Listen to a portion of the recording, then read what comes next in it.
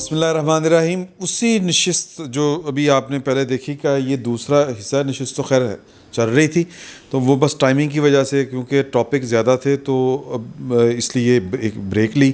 تو اب وہیں سے گفتگو کا سلسلہ جوڑتے ہیں.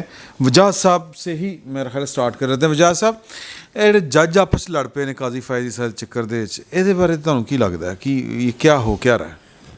دیکھیے، ہماری تاریخ میں اعلیٰ عدلیہ کا کردار کبھی بھی قابل رشک نہیں رہا. ٹھیک ہے. کیونکہ اعلیٰ عدلیہ کا معیار طے پاتا ہے جب ملک کے عوام بحیثیت قوم کے عدلیہ سے انصاف مانگنے پہنچے. تو ہم مولوی تمیز الدین کیس میں، ڈوسو کیس میں، بیگم نصرت بھٹو کیس میں، ظفر علی شاہ کیس میں، حاجی سیف اللہ کیس میں، جب ہم اس ملک کی عدلیہ سے حتمی انصاف مانگنے پہنچے، ہمیں انصاف نہیں دیا گیا. اور اس وقت بھی ہمارے سامنے وہ شواہد موجود تھے. مثال کے طور پہ اب تو ایسے ہی عام بات ہو گئی نا کہ 10ویں جماعت کا بچہ بھی اٹھتا ہے تو جسٹس منیر کو کوٹ بھی کرتا ہے، برا بھلا بھی کہتا ہے. لیکن 1960 میں جب وہ ریٹائر ہوئے تو انہیں لاہور بار ایسوسی ایشن نے مدعو کیا تھا الوداعی ان کی ڈنر کے لیے یا تقریب کے لیے. تو اس میں انہوں نے بات کرتے ہوئے کہا تھا کہ میں نہیں چاہوں گا کہ عدلیہ پہ کبھی ایسا وقت آئے جیسا مجھ پہ آیا تھا اور مجھ پہ جتنا دباؤ تھا. اور اس کو انہوں نے لفظ بولا تھا اس کے لیے جوڈیشل ٹارچر کا. تب یہ باتیں کچھ ڈھکی چھپی تھیں. ہماری عدلیہ دباؤ سے اور تحریض سے کبھی بھی آزاد نہیں ہو پائی. یعنی بھٹو صاحب والے مقدمے میں تسلیم کیا لوگوں نے کبھی ہم پہ دباؤ تھا، اور حاجی سیف اللہ کیس میں اسلم بیگ صاحب نے تسلیم کیا کہ میں نے پیغام بھیجا وسیم صاحب کے وسیم سجاد کے ذریعے. اور آپ کو یاد ہے نا جو کچھ معاملات ہوتے رہے. میرے خیال میں this was high time, especially جب ہمارے ملک کے لوگوں نے، میں اس سے اختلاف کو جو اتفاق کروں، I am just one citizen, لیکن قوم نے کم از کم 1.5-2 برس بہت استقامت کے ساتھ آزاد عدلیہ کے لیے اپنی رائے دی. جسٹس افتخار کے معاملات میں یہ اور بات ہے کہ جسٹس صاحب نے اس کے بعد اس قوم کے ساتھ کیا کیا. لیکن عدلیہ کو یہ ایک سنہری موقع تھا کہ پچھلے، خاص طور سے جب ایک دفعہ نظریہ ضرورت کو ڈسمس کر دیا سپریم کورٹ نے، تو اس کے بعد ہماری عدلیہ جو ہے وہ باہر آ جائے. میں تفصیل میں نہیں جانا چاہتا، میں صرف اتنا عرض کرنا چاہتا ہوں کہ جو تھوڑا بہت رکھ رکھاؤ یا حجاب تھا وہ اٹھا دیا گیا ہے. اب ہماری عدلیہ سے انصاف کون مانگے گا؟ اگر عدلیہ کے اپنے بینچ کا ایک معزز رکن جو ہے وہ انصاف کے لیے آنسوؤں پہ اتر آئے اور لوگوں کو نظر آ رہا ہو کہ یہ جو کچھ کیا جا رہا ہے اس کا صرف ایک مقصد ہے کہ جب تک یہ یقین نہ ہو جائے کہ فیصلہ کیا آئے گا، پروسیڈنگ کو لٹکانا ہے یا بینچ ٹوٹ جائے نیا بینچ بنے. ٹھیک ہے. تو یہ ایک بہت افسوسناک صورتحال ہے میری رائے میں. تو اس کے لیے ہمارے جو معزز عدلیہ کے ارکان ہیں انہیں سوچنا چاہیے. ہم اپنے گھر میں جھگڑا ہوتا تو باپ کے پاس جاتے ہیں، ادارے میں جھگڑا ہوتا تو سربراہ کے پاس جاتے ہیں. تو میرے بھائی، جب ملک میں جو ہے وہ ہم نے آزادی کس لیے لی تھی؟ انگریز ہمیں الٹیمیٹ جسٹس نہیں دیتا تھا. جب ہم آپس میں لڑتے تھے تو انصاف کرتا تھا. جب ہم انگریز سے ہمارا جھگڑا ہوتا تھا تو وہ انصاف نہیں کرتا تھا. آزادی اس لیے لی تھی کہ ہر سطح پہ ہمیں انصاف مل پائے گا. یہ انصاف نہیں ہے. یہ انصاف نہیں ہے جس میں ججز میں جو ڈویژن ہے وہ پوائنٹ آف لا پہ نہیں ہے. وہ پوائنٹ آف لا پہ نہیں ہے. اس کے جو موٹیوز ہیں، میں اس کے بارے میں کوئی لفظ استعمال نہیں کرنا چاہتا. عدلیہ ہر حال میں، ہر صورت میں قابل احترام ہے. تو شہری کا یہ کام نہیں ہے، شہری کا یہ کوئی اس کی اجازت نہیں ہے کہ وہ عدلیہ کے احترام کو جو ہے ملائن کرے. لیکن جو کچھ ہو رہا ہے وہ اگر ہم نہیں کہیں گے تو وہ آنے والی نسلیں کہیں گی. بالکل اسی طرح سے جیسے آج ہم بیٹھے ہوئے یہاں کہہ رہے ہیں کہ ایسے رحمان صاحب کو اگرتلہ سازش کیس میں جوتے چھوڑ کے بھاگنا پڑا تھا. جیسے آج ہم کہہ رہے ہیں کہ مولوی مشتاق صاحب جو ہے وہ صحافیوں کو بلا کے کہا کرتے تھے کہ تمہیں پتہ نہیں ہے کہ مارشل آرٹ ایڈمنسٹریٹر کے بعد اس ملک میں سب سے طاقتور میں ہوں. مولوی مشتاق صاحب کہا کرتے تھے. ٹھیک ہے. تو میرے بھائی، عدلیہ کو بہتر روایت، یہ نہیں کہ ہماری عدلیہ میں اچھے لوگ نہیں آئے، ہماری عدلیہ میں بہت اچھے لوگ موجود ہیں، لیکن مشکل یہ ہے وہی جو جعفر طاہر صاحب جو جنگ کے ایک شاعر تھے، جونیئر کمیشن آفیسر تھے، تو ان کو جو ہے ان کی کسی شاعری کی کتاب پہ انعام ملا. تو ماشاء اللہ اس وقت تو صدر ہو چکے تھے ایوب خان صاحب، تو انہوں نے اپنے ساتھیوں سے کہا ان کو جب انعام دے رہے تھے کہ دیکھا فوج میں پڑھے لکھے لوگ بھی ہوتے ہیں، تو انہوں نے کہا جی سر جونیئر کمیشن لیول ہی پہ رہتے ہیں. تو بھائی اچھے جج بھی ہوتے ہیں، اسی لیے ڈاکومنٹ کٹہرے میں کھڑے ہوتے ہیں، اسی لیے انہیں وزراء پٹیل ہوں، فخر الدین جی ابراہیم ہوں، وجیہ الدین ہوں، انہیں جو ہے وہ ریزائن کرنا پڑتا ہے، انہیں گھر جانا پڑتا ہے. لیکن اس طرح سے جو ہے وہ عدلیہ جو ہے وہ انصاف دینے کا ادارہ نہیں رہے گی، ایک انسٹرومنٹ بن جائے گی، ایک انسٹرومنٹ بن جائے گی اس ملک میں پریولیج کو، اس ملک میں ناجائز استحصال تو ہوتا ہی ناجائز ہے، ناجائز فائدوں کو جواز دینے کا ایک آلہ بن جائے گی. یہ عدلیہ کا منصب نہیں ہے. میرے خیال میں معزز اراکین عدلیہ کو اس پہ غور کرنا چاہیے. سر جی اچھا سر تسی دسو آپ کو مطلب اس کیس میں جو قاضی فائز عیسیٰ والا کیس ہے اس میں یوں لگ نہیں رہا کہ وہ لائن بڑی کلیئر ہے، ڈیوائڈ ہے کہ کون کس طرف ہے؟ کلیئر ہو گیا، بالکل کھل کے سامنے آ گیا. وہ سندھی میں کہتے ہیں ابو مریو وزن کی خبر پئی. ایک بندے دا پیو سی، وہ کوئی درخت گرتا ہے سڑک کے، اس میں بندہ دب جاتا ہے اور بندہ اس درخت کو اٹھانے کی کوشش کرتا ہے تنے کو، جب تک باپ مر جاتا ہے کہتا ہے چلو کوئی نہیں ابا سے مر گیا، وزن جب پتہ لگ گیا سانوں. تو ہمیں ایکسپوز ہو گئی. قاضی فائز عیسیٰ صاحب نے اپنے آپ کو تو کر دیا بینچ کو ایکسپوز کر دیا کہ بینچ کے اندر بیٹھے ہوئے ججز جو ہیں وہ کتنے کے جج ہیں. یہ نظر آ رہا ہے کہ وہ بس چھوٹی چھوٹی باتوں پہ، یا جس طرح کا کل کا کنڈکٹ سامنے آیا، مطلب لگ رہا ہے کہ یار یہ ایک جج کے ساتھ ایسا ہو رہا ہے تو باقی جو عام لوگ ہوں گے جو ان کے ساتھ کس طرح انصاف ہوتا ہوگا. وزیر اعظم کے ساتھ اقامہ ہو سکتا ہے، ایک وزیر اعظم کے ساتھ وعدہ معاف گواہ کی اس پہ جو ہے اس کو پھانسی دی جا سکتی ہے، اور پھر کہتے ہیں کہ اس کو عدالتی قتل نہیں کہو. ایسے نہیں ہو سکتا کہ آپ جو ہے وہ ناانصافی بھی کریں. ہم تو خاموش رہیں گے، آنے والوں سے کہو ہم تو گزر جائیں گے، لیکن آنے والے جو ہے نا وہ ان کو دے ول پٹ دم ان اے ویری انکمفرٹیبل فریم. سر دیکھیے بات یہ ہے، میں یہاں پہ ایک وہ سنیے نا، سپ تو اڈنا، معافی نال سر، سپ تو اڈنا سمجھے ہے نا. رضی صاحب جو ہے نا یہ انہوں نے یہ کامرس کی بھی بیٹ کی ہوئی ہے اور کورٹ کی بھی کی ہوئی ہے سر. یہ دونوں باتوں کا تعلق کیا ہے؟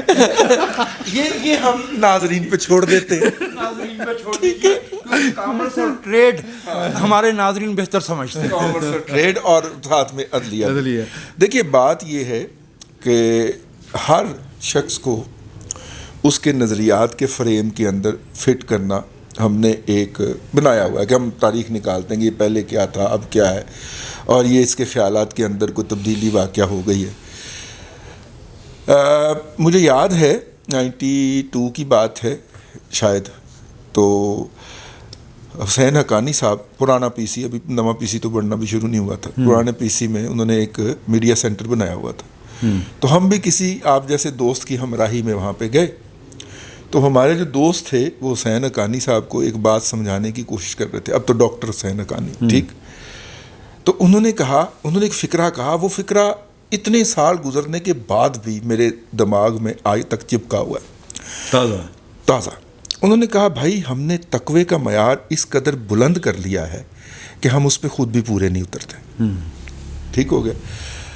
فائز عیسیٰ صاحب کا اگر ماضی دیکھیں تو انہوں نے جمہوری حکومت کے لیے مشکلات کریٹ کی ہیں، ٹھیک ہے، اور بھلے وہ پچھلی جمہوری حکومت ہو یا یہ والی ہو، ٹھیک. لیکن اس کے ساتھ ایک بات ہمیں نہیں بھولنی چاہیے کہ ان کا جو اپنا کردار ہے، کم از کم جو الزامات ان پہ لگائے گئے ہیں اس کے حوالے سے درست نہیں ہے، ٹھیک ہے. بھٹو صاحب نے اپنے سیاسی مخالفین اور اپنے سیاسی حامیوں بھی ایون کے لیے سپیس نہیں رہنے دی، ٹھیک ہے، سپیس نہیں چھوڑی، انہوں نے ان کو کرش کر کے رکھ دیا. لیکن اس وقت کی اپوزیشن کی میں آج بیٹھ کے یہ سمجھتا ہوں یہ سب سے بڑی غلطی تھی کہ جب ضیاء الحق نے بھٹو صاحب کی سرکوبی کے لیے موو کیا تو اس اپوزیشن کو ضیاء الحق کے ساتھ کھڑے نہیں ہونا چاہیے تھا. وہ بھٹو صاحب کا کردار اپنی جگہ کے اوپر کہ انہوں نے فسطائیت سیاستدان، اس وقت کی وہ تبدیلی پارٹی تھی، اس وقت کی وہ پی ٹی آئی تھی، پیپلز پارٹی، جس طرح آج یوتھیے کہتے ہیں. وہ کم از کم جو ان کی جگہ پہ آیا تھا اس کا کوئی جواز نہیں تھا کسی سطح پہ. میں یہی بات کہنے لگا ہوں. وہ لیکن ضیاء الحق کون ہے بھائی؟ کون ضیاء الحق؟ ٹھیک ہے، تو کون ہے بھائی؟ آج ہم کہہ رہے ہیں نا، ٹھیک ہے نا.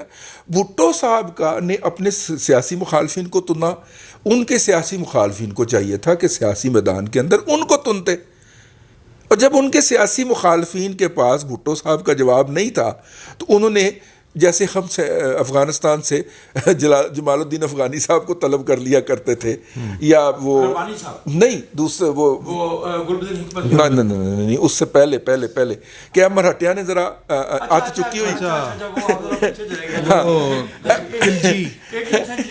ہاں جی، احمد شاہ ابدالی کو کہتے تھے مرہٹیا نے ذرا آت چکی ہوئی ہے تے آ کے ذرا انہوں نے تو سر پنے سانوں نہیں جین دیں. او بھائی ابدالی صاحب آئیں گے تو ان کے اپنے مقاصد ہوں گے نا ساتھ میں، ٹھیک ہے. ہمیں اپنے آپ کو مضبوط کرنا چاہیے تھا علمی حوالے سے اور حوالے سے کہ ہم ان کا مقابلہ کر سکیں. ہم تو مقابلہ کر نہیں سکتے، ٹھیک ہے. تو سیاستدانوں کو جو ان کی اپوزیشن تھی ان کو خود اپنے آپ کو مضبوط کرنا چاہیے تھا تاکہ وہ بھٹو صاحب کا مقابلہ نہیں کر سکتے تھے. تو لہذا انہوں نے ایزی وے آؤٹ لیا کہ ضیاء الحق کا ساتھ اپنے آپ کو، اور ضیاء الحق نے بھی بائی دا وے ان کو ایز اے ٹیشو پیپر استعمال کیا. ٹھیک ہے، جب اس کے مقاصد ہوں گے تو وہ کرے گا. اینی ہاؤ، اس کے باوجود بھی یہ نوبت نہیں آنی چاہیے تھی کہ معزز جج صاحبان جو ہیں وہ اپنے ایک فاضل رکن کو سامنے کھڑا کریں، اس کی بیوی اس کے بچوں کی ساری ٹریل نکالیں، اور پھر کیچی میچی ٹیکنالوجی سے مطلب کہ تمام قوانین ایک طرف پڑے ہیں، تمام جوڈیشل پروسیس ایک طرف پڑا ہے، اور کیچی میچی ٹیکنالوجی کے تحت اس کے جو اثاثے اور اس کی جو رپورٹ ہے اس کے بارے میں جو شہزاد اکبر جیسے 2 نمبر شخص نے کہ ایک جونیئر ایسوسیٹ نے ایک رپورٹ تیار کی ہے، اس کو ان کے نام سے میڈیا ٹرائل کے لیے آپ ڈال دیں. وہ رپورٹ سامنے تو نہیں آ سکتی تھی نا. یہ کیچی میچی ٹیکنالوجی سے موصوف سامنے لے کے آئے ہیں نا بھائی. ریویو میں نئے فیکٹس، نیا ایویڈنس آ ہی نہیں سکتا. ریویو کے اندر تو یہ ہوتا ہے کہ پچھلی دفعہ جج صاحب جو تھے وہ ان حقائق کو جو کہ پہلے پیش کیے جا سکے وہ یہ نئے حقائق لے کے آ رہے ہیں اور سربراہ آف دا بینچ لے کے آ رہے ہیں. میں تو کہنا ہوں، میں ایک بات کہتا ہوں، سمجھنے والے سمجھتے ہیں، نہ اس ملک میں ہب کو کیس ہوتا، نہ ہم اس بینچ کے سربراہ کو دیکھتے یہاں پہ، نہ 92 کا کرکٹ جیتا پاکستان کا کیس ہوتا نہ اس ملک کے اندر، اور نہ ہم بینچ کے موجودہ سربراہ کو دیکھتے. میں بڑی احترام کرتا ہوں اور میں نے بہت زیادہ کافیز بھی پی رکھی ہیں ان کے دفتر میں بیٹھ کے، اور ان سے بڑی پیار اور محبت ہے. امید ہے کہ وہ ویسے طلب فرما لیں گے، مطیع اللہ جان دی طرح طلب نہیں فرمائیں گے. میں نے ایسی کوئی بات نہیں کہی، نہیں. لیکن مجھے بہت دکھ ہے. وہ جو لکھا ہوتا ہے نا، آپ خبر میں لکھتے ہیں کہ ملزم کو اس عمر کا بہت رنج تھا. مجھے واقعی بہت رنج ہے کہ یہ فیلو جج کا معاملہ تھا، اور اگر فیلو جج کا معاملہ تھا آپ اس کے بچوں تک پہنچ گئے. اور بیٹی جو ہوتی ہے وہ بڑی مقدس چیز ہوتی ہے. اللہ تعالیٰ نے نبی کریم صلی اللہ علیہ وسلم نے 3 بیٹیوں کی شادی کرنے والے کو اپنا ساتھی بتایا ہے، ٹھیک ہے. اجازت ہے تو اظہار کریں. آخری فکرہ پھر آپ کے مائک حوالے. اور آپ نے اس کی بیٹی کو بھی کٹہرے میں کھڑا کر دیا یار، ٹھیک ہے. اور وہ آپ جو کچھ مرضی کہیں، قاضی عیسیٰ جو ہیں وہ بانیان پاکستان میں شامل ہیں. آپ نے بانیان پاکستان کی تمام اولادوں کے ساتھ ایسے ہی کرتا، مٹی رو جی ٹھیک. اور یہ یک از بانیان پاکستان ہے، ٹھیک ہے. اور یہ بڑے ریئر دانے ہیں. باقیوں پہ تو آپ نے کام کر کے ان کی ثانیہ نشتر بنا لیا ہوا ہے، ٹھیک ہے. ان کا وہ دلیل اقبال، کیا نام ہے اس کا، ولید اقبال بنا لیا ہوا ہے اس کا، ٹھیک ہے.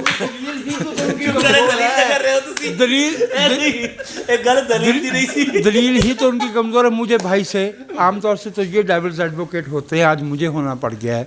मुझे रज़ी भाई की बात से थोड़ा सा इख्तलाफ है, वो मैं अर्ज़ किया। जी जी प्लीज़।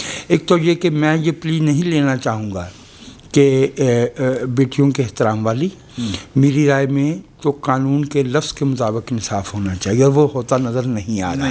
एक दूसरी बात ये कि जहाँ तक बेटियों का मामला है, जिस तारीख़ के मरहले से हम गुज़र रहे हैं, उसी की एक हकीकत है कि एक वज़ीर आज़म ने अपने एक करीबी साथी को बुला के कहा था कि आपको मुबारकबाद हो, बेटियां सांझी होती हैं।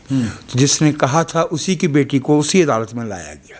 तो इसलिए बदकिस्मती से हमने बेटियों के और बहनों के एहतराम वाला तो किस्सा रहने नहीं दिया। हम तो भाई कानून के लफ्ज़ पे इंसाफ मांग रहे हैं, और हमें इससे कोई गरज नहीं कि किसी का क्या माजी और क्या नहीं है, क्योंकि अदालत को सिर्फ उस एविडेंस पे और उस कानून पे बात करनी चाहिए और अपनी राय देनी चाहिए जो उसके सामने मौजूद हो। वो हरकत नहीं करनी चाहिए जो अंग्रेज़ के दौर में एक इजाज़ी मैजिस्ट्रेट थे सुमरो साहब, जब वो को मुलज़म इनकार करता था जुर्म से, नहीं वो फरमाया करते थे कि मुलज़म झूठ बोल रहा है।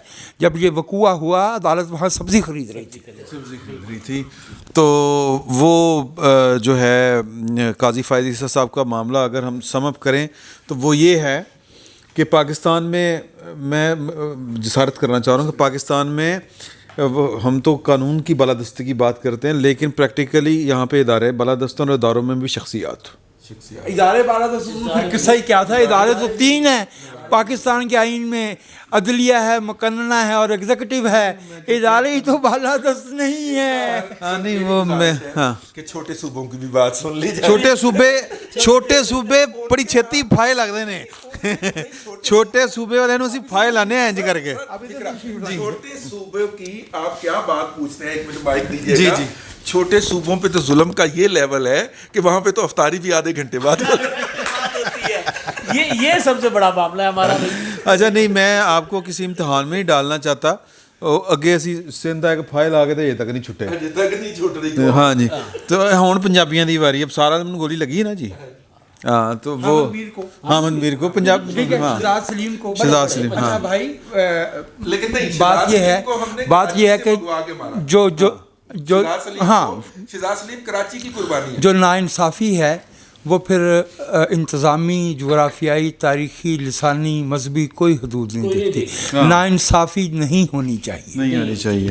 शहबाज शरीफ, वो शेर है ना अपने, शहबाज शरीफ याद आ रहे हैं जी कि जुल्म बच्चे जल रहा है, कूचाओ बाजार में औलाद होना चाहिए। सर शहबाज शरीफ साहब की वापसी, ਇਹਦੇ ਉੱਤੇ ਕੁਝ ਇਰਸ਼ਾਦ ਫਰਮਾਓ। ਖਾਮੋਸ਼ੀ ਤੇ ਵਾਪਸੀ ਤੇ ਮਤਲਬ ਜਿਹੋ ਜੀ ਵਾਪਸੀ ਹੋਈ ਹੈ, ਮੈਨੂੰ ਤਾਂ ਲੱਗਾ ਸ਼ਾਇਦ ਇਹਦੇ ਨਾਲ ਜ਼ਿਆਦਾ ਬੰਦੇ ਆਹ ਚੀਮਾ ਹੋਰ ਇਕੱਠੇ ਹੋ ਗਏ ਹੋਣਗੇ।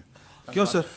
सर पहले उनसे बात। अच्छा मैं सर अव्वल तो ज़ाहिर है शहबाज शरीफ साहब, मैं तो एक चीज़ मुझे समझ नहीं आ रही होती कि इनकलाबी बाहर होते हैं, मफाहमती अंदर होते हैं, लेकिन शुक्र है मफाहमती बाहर आ गए बेचारे, लेकिन वो चुप हैं। अब चुप ये कब तक होगी? अभी शायद बीमार हैं, अलील हैं, लेकिन हमजा शहबाज भी रिहा होकर आए, वो भी चुप थे। ये चीज़ समझ नहीं आती कि मुस्लिम लीग नून अब ये रिहाई के बाद कौन सी वाली सियासत करेगी। अब शहबाज शरीफ का सबको पता है कि वो मफाहमती सियासत के वो हैं, अलंबरदार हैं, और उनका राइट भी है। मुस्लिम लीग नून में चलती तो नवाज़ शरीफ की है, लेकिन फिर कभी कभी अपने भाई को मनवा लेते हैं। तो अभी लग ये रहा है कि वो रिहा हुए एक अपनी हिस्से की सज़ा काट के, तिगड़म में नवाज शरीफ के हिस्से की सज़ा काट के रिहा हो गए।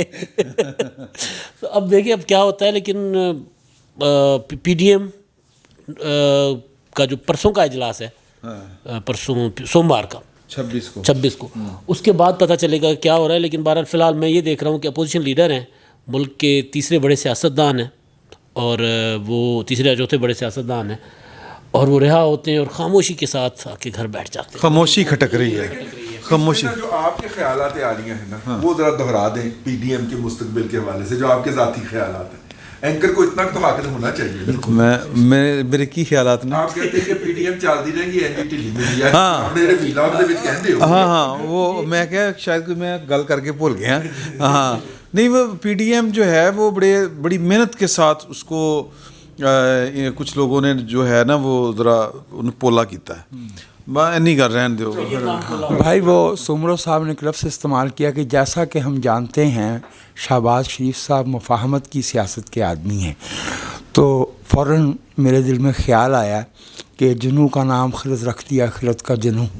ارے بھائی جب 2006 میں سیاسی طاقتوں نے، میاں نواز شریف صاحب نے اور بی بی بے نظیر شہید نے میثاق جمہوریت پہ دستخط کیے، دیٹ واز مفاہمت، اور اس سے کہا گیا مکمکا. اور وہ عمران خان صاحب اور ان کے پشتیبان اور ان کے آنے والے اور ٹھیک ہو گیا. اب جس بات کو آپ مفاہمت کہہ رہے ہیں یہ ہے مکمکا. مفاہمت کو مکمکا کہا جا رہا ہے اور مکمکا جو ہے اس کو مفاہمت کہا جا رہا ہے. تو باقی آپ بہتر سمجھتے چونکہ قریبی باتیں تو میں نہیں جانتا. صحیح ہے سر. وہ ٹائم بہت تھوڑا رہ گیا رضی صاحب. تسی بنونا شہباز شریف صاحب کی جو واپسی ہے وہ اور پی ڈی ایم کا مستقبل کی لگ رہا ہے؟ دیکھیں شہباز شریف صاحب جو ہیں وہ پولیٹیکل موو کے بندے نہیں ہیں. وہ اچھی بھلی چلتی ہوئی پولیٹیکل موو کا بیڑا گرک کرنے میں ید طولہ رکھتے ہیں. ٹھیک ہے. اور وہ اس سے پہلے کر بھی چکے ہیں. اور موصوف جب تک باہر رہے ہیں وہ اسی اسائنمنٹ پہ رہے ہیں. اور آپ دیکھیں کہ جب تک کہ وہ باہر تھے اس وقت تک کوئی سیاسی موو کھڑی نہیں ہو سکی.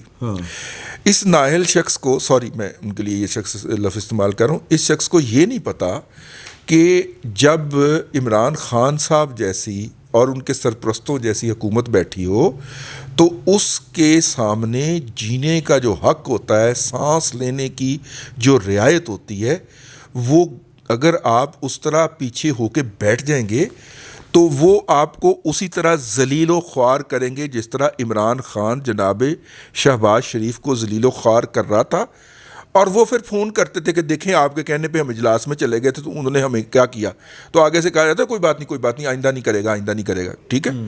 یہ کئی دفعہ عمران خان سے ذلیل ہو کے اٹھے ہیں اجلاس کے اندر، اور یہ کسی کے کہنے پہ ان اجلاسوں میں جاتے تھے. پھر انہوں نے کسی اجلاس میں جانا بند بھی کر دیا تھا. یہ وہ آدمی ہے. انہوں نے کوئی پولیٹیکل موومنٹ جو تھی وہ اسمبل نہیں ہونے تھی. جب پی ڈی ایم اسمبل ہو گیا تو موصوف نے فوری طور پہ کہا کہ مینو جیل چ بند کر دیو، میں نہیں کر سکتا. تو جب تک وہ جیل میں رہے ہیں تب تک پی ڈی ایم ایکٹیو رہا ہے. جب تک پی ڈی ایم کا دھڑن تختہ ہونے کے قریب نہیں پہنچا انہوں نے باہر آنے کی کوئی کوشش نہیں کی، انہوں نے اپیل بھی فائل نہیں کی بڑی معذرت کے ساتھ.